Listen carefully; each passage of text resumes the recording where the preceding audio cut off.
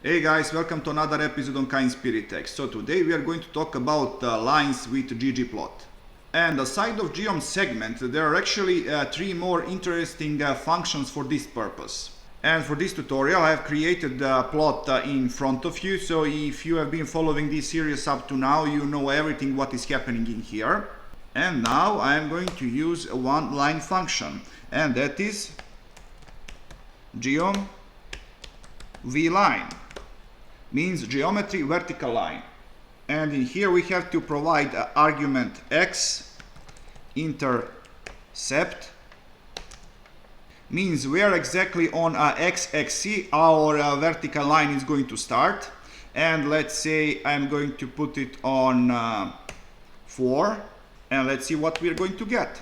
Save it, run it, and now you can deal with this line like with any other line in GGPlot. So we have a line type,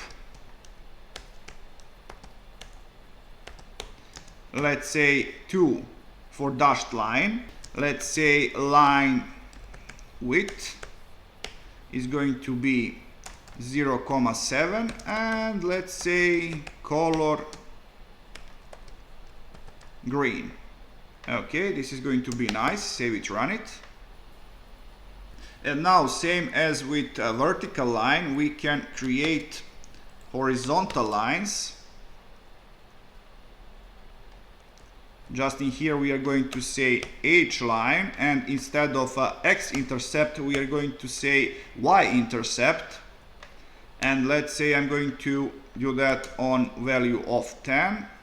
Line type, let's be 3, width 0,5, and let's say color red, like this. Run it.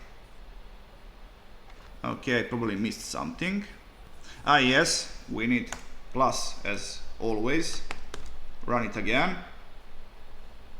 You could also plot your lines outside of scopes of your values. So instead of 10, I could use something like -3. Run it again.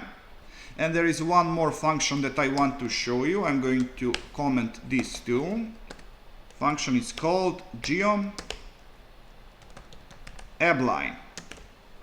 In order to determine starting point, you are going to provide option intercept. And if I say something like 10, that means that my line is going to start on value of 10 on y-axis. And there is one more option. Let's say slope equals to minus 1. What this is going to do, let me show you. Nothing, because I have typo. Intercept, run it again. So as I said, our starting point is on 10 on y-axis. But what this option slope means that position on y-axis is going to change by -1 for every element on x-axis. So with -1 our ending point is actually 10.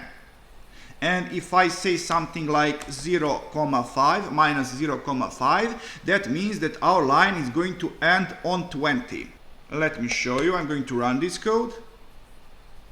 And as I promised. So guys, this is all for this episode. I hope that you have learned something interesting. So please like, subscribe, and see ya!